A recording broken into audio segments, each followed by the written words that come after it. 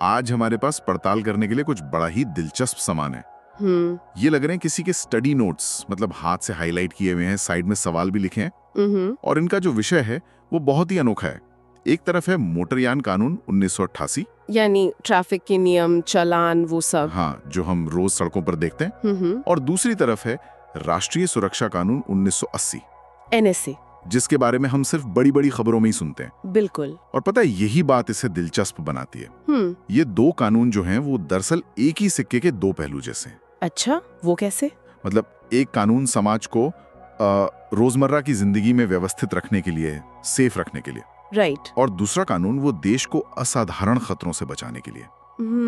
तो ये दोनों कानून की पहुंच को दिखाते हैं, आपकी गाड़ी की सीट बेल्ट से लेकर देश की सरहदों तक। वाह। तो ठीक है, आज हमारा मकसद यही है कि इन स्टडी नोट्स से वो गहरी बातें निकालें जो सिर्फ रटने के लिए नहीं है, बल्कि समझने के लिए है। सही बात है कि ये कानून एक आम नागरिक के लिए आखिर क्या मायने रखते हैं। तो चलिए इस सफर की शुरुआत करते हैं सड़क से, मोटरयान अधिनियम के साथ। ठीक है। इन नोट्स में सबसे पहले एक शब्द को हाईलाइट किया गया है, गोल्डन आर। ये सुनने में तो बहुत भारी लगता है, इसका मतलब क्या है?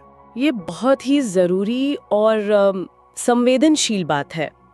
गोल्डन आवर का मतलब है किसी भी बड़े सड़क हादसे के बाद का पहला 1 घंटा। पहला 1 घंटा? हाँ, मेडिकल साइंस ये मानता है कि अगर इस 1 घंटे के अंदर घायल व्यक्ति को सही इलाज मिल जाए तो उसके बचने की जो संभावना है वो कई गुना बढ़ जाती है।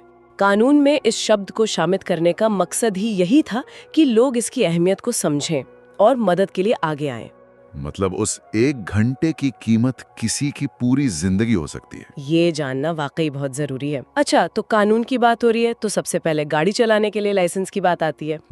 इन नोट्स के हिसाब से गाड़ी चलाने की सही उम्र क्या है? इसमें भी कानून ने मतलब अलग अलग लेवल बनाए हैं जो गाड़ी की पावर और जिम्मेदारी से जुड़े हुए हैं। ओके। अगर कोई 50 सीसी से कम इंजन वाली हल्की फुल्की बाइक चलाना चाहता है, जैसे मोपेड वगैरह, हाँ बिल्कुल, तो उसकी उम्र कम से कम 16 साल होनी चाहिए। लेकिन अगर किसी को सामान्य मोटरसाइकिल या कार चलानी है तो उसे 18 साल का होना ही होगा। और जो बड़ी गाड़ियां होती हैं जैसे बस या ट्रक, ट्रांसपोर्ट गाड़ियां, उनके लिए जिम्मेदारी और भी बड़ी है, इसलिए उम्र भी ज्यादा रखी गई है।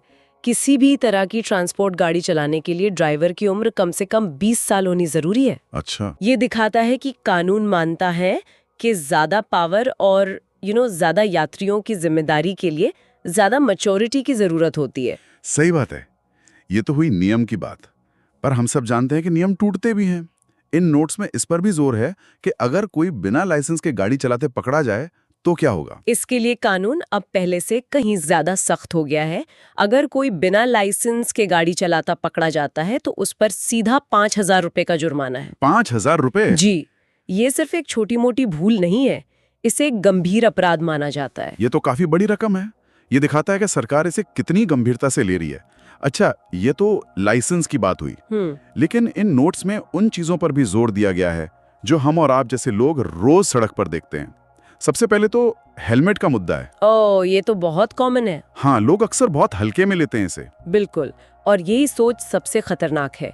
कानून के हिसाब से दोपहिया गाड़ी पर बैठे हर उस इंसान को हेलमेट पहनना जरूरी है जिसकी उम्र 4 साल से ज्यादा है। अच्छा, 4 साल से ज्यादा मतलब बच्चे भी? हाँ, चाहे वो गाड़ी चला रहा हो या पीछे बैठा हो, इसमें कोई छूट नहीं है। और अगर ये नियम तोड़ा तो जुर्माना कितना है? हेलमेट न पहनने पर 1,000 रुपए का जुर्माना है, लेकिन यहाँ सिर्फ जुर्माने की रकम देखना काफी नहीं है। मतलब?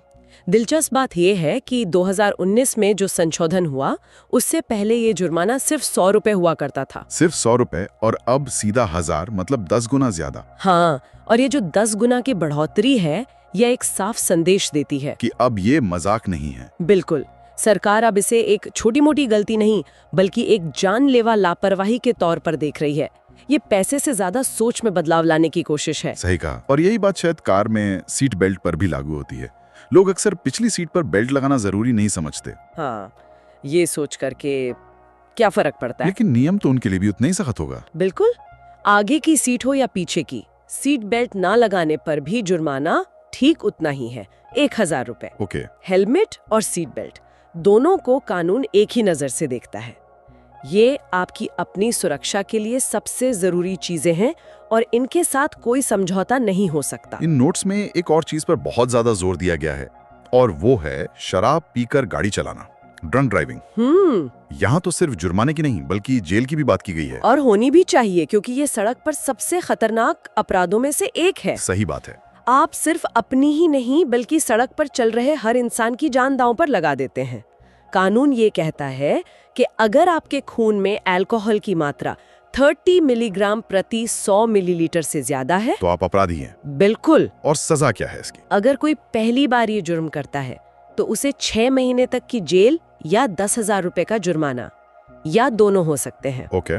लेकिन कानून उन लोगों के लिए और भी सख्त है जो अपनी गलती से सीखते नहीं हैं। मतलब अगर कोई दोबारा पकड़ा जाए तो? हाँ, अगर कोई 3 साल के अंदर ही दोबारा शराब पीकर गाड़ी चलाते पकड़ा जाता है तो सजा बहुत बढ़ जाती है। कितनी? तब उसे 2 साल तक की जेल हो सकती है और जुर्माना भी बढ़कर 15,000 रुपए हो जाता है। ये साफ बताता है कि कानून इसे एक आदत नहीं बनने देना चाहता। ये तो वाकई बहुत सख्त है। इन नोट्स में कुछ और भी बड़ी गलतियों का जिक्र है जिन पर शायद हम उतना ध्यान नहीं देते। जैसे कि? जैसे रेसिंग करना या खतरनाक तरीके से गाड़ी चलाना। हाँ, जिसे हम रैश ड्राइविंग कहते हैं। सड़क कोई रेस ट्रैक नहीं है। अगर कोई रेसिंग या खतरनाक स्टंट करते हुए पकड़ा जाता है तो उस पर 5,000 रुपए का जुर्माना है। और इसके अलावा एक और बहुत जरूरी बात है, वो है गाड़ी का बीमा या इंश्योरेंस। Right, insurance. बिना बीमा की गाड़ी चलाना गैर कानूनी है और इसके लिए 2,000 रुपए का जुर्माना है। इन नोट्स में एक बात लिखी है जो मुझे बहुत दिलचस्प लगी जी, वो है नाबालिगों के गाड़ी चलाने को लेकर। हाँ, ये एक बहुत जरूरी नियम है। अक्सर हम सुनते हैं कि किसी बच्चे ने गाड़ी से टक्कर मार दी। ऐसे में जिम्मेदार कौन होता है? इस पर कानून ने अब शिकंजा कसा है। नए नियमों के मुताबिक अगर कोई नाबालिग यानी 18 साल से कम उम्र का बच्चा गाड़ी चलाते हुए कोई अपराध करता है तो उसे नहीं बल्कि उसके माता पिता या गाड़ी के मालिक को दोषी माना जाएगा। क्या मतलब सजा बच्चे को नहीं बल्कि उसके माँ बाप को मिलेगी?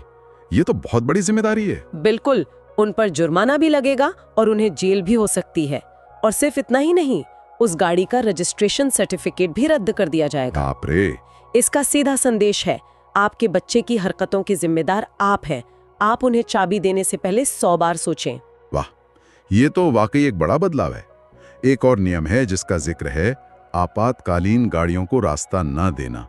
एम्बुलेंस या फायर ब्रिगेड जैसी गाड़ियां। हाँ। और ये एक ऐसी गलती है जिसे कानून बहुत गंभीरता से लेता है।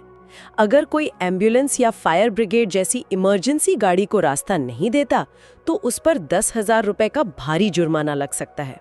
10,000 रुपए? जी, ये सिर्फ ट्रैफिक नियम तोड़ना नहीं है, ये किसी की जान बचाने के रास्ते में आना है। सही बात है, हर एक सेकंड कीमती है। और कानून इस बात को समझता है। तो मोटर व्हीकल एक्ट मतलब साफ तौर पर हमारी रोजमर्रा की जिंदगी में अनुशासन और सुरक्षा लाने के लिए है।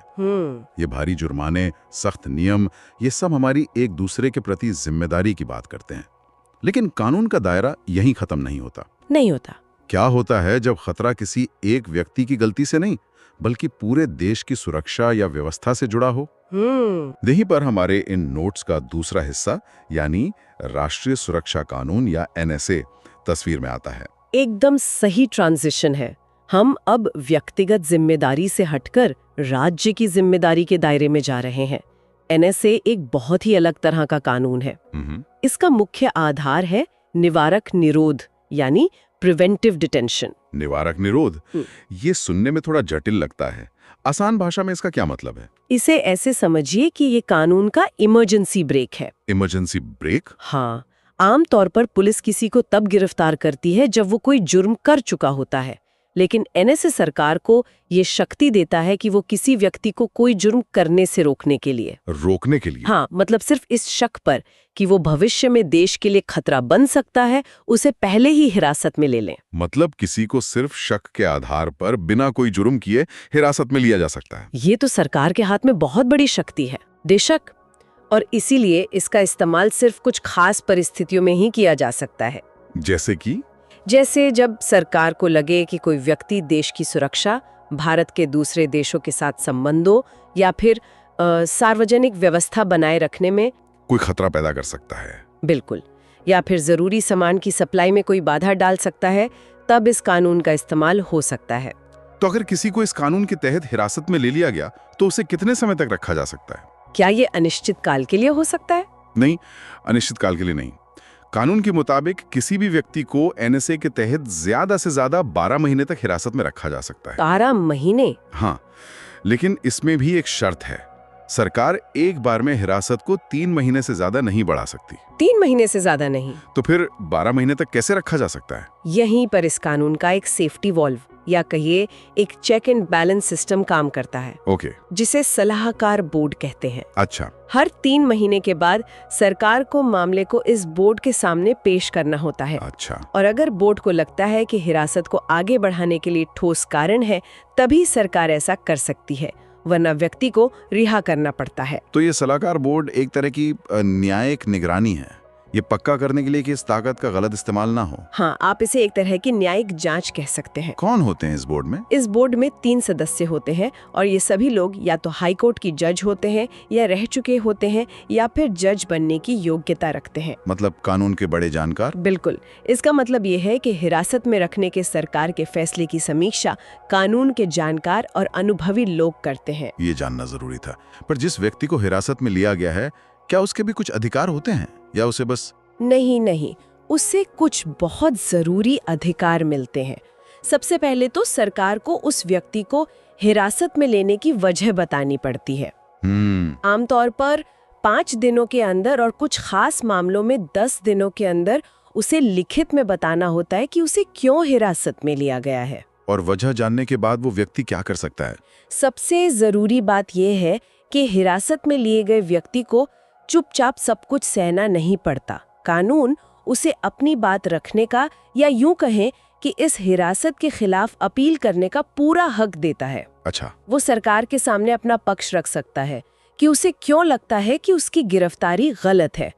इसे ही कानूनी भाषा में अभ्यावेदन या रिप्रेजेंटेशन देना कहते हैं। तो आज की हमारी ये चर्चा वाकई कानून के 2 बिल्कुल अलग छोरों को छूती है। एक तरफ मोटरयान कानून है जो हमें सड़क पर जिम्मेदार नागरिक बनाने के लिए नियम और भारी जुर्माने तय करता है। इसका मकसद हमारी रोज की जिंदगी को सुरक्षित बनाना है। और दूसरी तरफ राष्ट्रीय सुरक्षा कानून है जो राष्ट्र को बड़े और असाधारण खतरों से बचाने के लिए सरकार को असाधारण शक्तियां देता है। बिल्कुल। ये हमें याद दिलाता है कि जब देश की सुरक्षा दांव पर हो तो कानून कितना सख्त हो सकता है। ये देखना बहुत दिलचस्प है कि कैसे एक ही सिस्टम यानी कानून हमारे व्यक्तिगत व्यवहार को कंट्रोल करने से लेकर राष्ट्र की संप्रभुता की रक्षा करने तक फैला हुआ है। सही कहा। मोटरयान अधिनियम हमें याद दिलाता है कि हमारी छोटी छोटी आदतें जैसे हेलमेट पहनना या सीट बेल्ट लगाना वो समाज की सामूहिक सुरक्षा का हिस्सा है। बिल्कुल। और राष्ट्रीय सुरक्षा अधिनियम राज्य की शक्तियों और व्यक्ति की आज़ादी के बीच के उस बेहद नाजुक और जटिल संतुलन को उजागर करता है जिस पर दुनिया भर में हमेशा बहस होती रहती है। ये दोनों ही कानून अपने अपने तरीके से एक व्यवस्थित समाज के लिए नियमों की अहमियत को रेखांकित करते हैं। आज की इस पूरी बातचीत से एक गहरा सवाल मन में उठता है जो शायद हमारे सुनने वालों के लिए सोचने लायक है। जरूर। एक नागरिक के तौर पे व्यक्तिगत आजादी और सार्वजनिक सुरक्षा के बीच सही संतुलन आखिर क्या है? सड़क पर हमारी एक छोटी सी लापरवाही से लेकर देश की सुरक्षा से जुड़े बड़े खतरों तक कानून को वो बारीक रेखा कहाँ खींचनी चाहिए जो दोनों का सम्मान करे? ये एक ऐसा सवाल है जिसका कोई आसान जवाब नहीं है,